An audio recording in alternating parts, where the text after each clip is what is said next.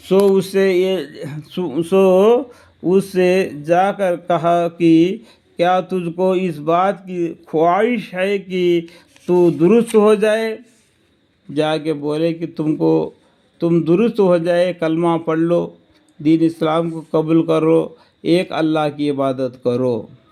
ये बोलता है फिरौन, मैं अल्लाह हूँ, मेरी इबादत करो। फिरौन बोले तो मर्द माना है, फिरौनी बोले तो औरत है। ठीक है, वो औरत मर्द का उनका रिश्ते का ये नाम है। जो फिरौन को पहला बता दिया कि तुम दीन इस्लाम को कबूल पढ़ो और कबूल करो और कलमा तैयब पढ़ो और दीन इस्लाम के हकाम को पूरा करो। एक अल्लाह है जिसने तुमको भी पैदा किया, तमाम मखलूक़ात को पैदा किया, उसकी इबादत करो। तो उससे जाकर कहो कि क्या तुझको इस बात की ख्वाहिश है कि तो दुरुस्त हो जाए, और तेरी दुरुस्ती की गरज से मैं तुझको तेरे रब की तरफ ज़ात व सिफ़ात यानी अल्लाह के ज़ात और सिफ़ात की तरफ से मैं अल्लाह मूसा अलैहिस्सलाम ने पैगंबर बन के रहनुमाई करूं। तो तू ये सुनकर उसे डरने लगा। ये बात सुनकर तो पहला ये फिरौन भी डरने लगा, क्योंकि उसका दिल में डर भी पैदा हो गया था। वो काम ऐसा कर रहा है कि वो खुद अल्लाह करके इबादत बोल रहे हैं। वो समझ नहीं रहे कि उससे पहले वाले भी मर गए और ये भी मर जाएगा, तो उसके बाद ये लोग जिसको ये फिरौन की इबादत करने वाले हैं वो किसकी इबादत करेंगे? ये सोचो समझो, थोड़ा सोचने की बात है। अगर ये फिरौन जिंदा है, ये बोलता है मेरे को इबादत करो, मैं अल्लाह हूँ, तो इसको मौत आ जाएगी, ये मर जाएगा, इसको भी ज़मीन में गाड़ देंगे, तो फिर इसके बाद में किसको इबादत करेंगे? समझने की बात है ना। तो इसलिए मरने वाले को कोई इबादत नहीं करना, इबादत उसकी करना जो हमेशा जिंदा है। वो कौन है? अल्लाह।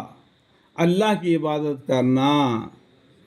तो फिर जब उसने दई नबूवत तलब की, तो अगर पैगंबर है तो तेरे को अल्लाह ने भेज दिया होगा, तो कुछ मौजदा दे के भेज दिया, तो उनको फेस कर दो, तलब करो।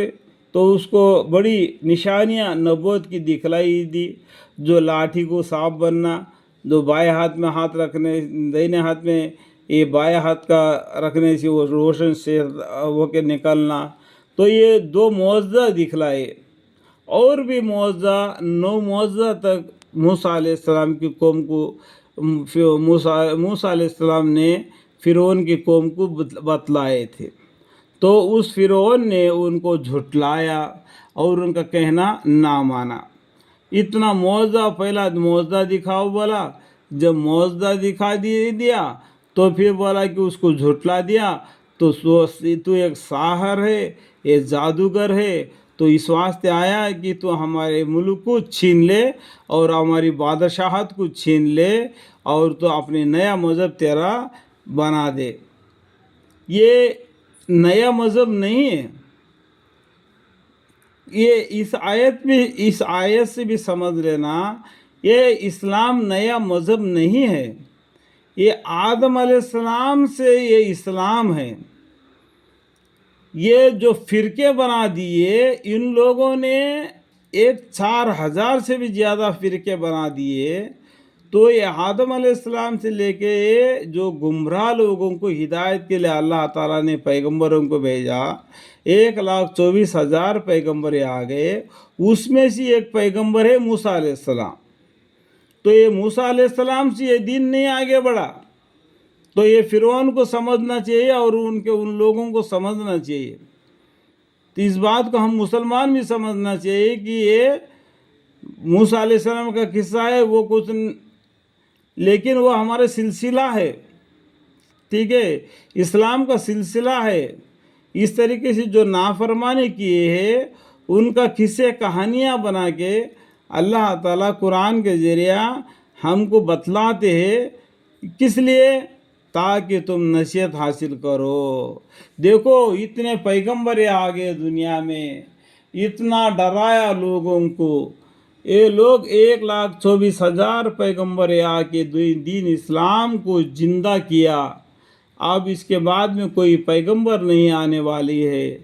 یہ قیامت تک اس قرآن ہی رہے گا، اور اس قرآن کے ساتھ اس دنیا میں کافروں سے زور شور کا مقابلہ کرنا ہم مسلمانوں کا فرض ہے. تو ہم مسلمان کا روایت کیا ہونا چاہیے؟ قرآن کو پڑھنا چاہیے اور قرآن کے معنی مفہوم کو جاننا چاہیے تاکہ کافروں کو جواب دے سکے. دیکھو آج کل کافر لوگ بھی قرآن کو پڑھ رہے ہیں، بخاری شریف کو پڑھ رہے ہیں، حدیثوں کو پڑھ رہے ہیں. کہاں پر غلطی ملتا ہے کیا اسلام کو ایسا اچھال دیں گے بول کے وہ کوشچن سے نکالتے ہیں. قرآن کے اندر بھی ایک آیت کو وہ ڈھونڈتے ہیں کہ کون سا آیت سے ان کو ہمیں نیچا کریں گے، لیکن ایسا کوئی بھی آیت ان کو قرآن یا اور بھی دیگر کتابوں میں نہیں ملا. اس لیے یہ اپنا حق پر یعنی اپنے ضد پر اکڑے رہ گئے، تو اللہ تعالیٰ نے ان کو ان کا اکڑ پن کا سزا دے دیا. یہ قصہ کہانیاں بنا کے قرآن کے ذریعہ ہم کو بتلا دیا، اس لیے تاکہ تم نصیحت حاصل کرو.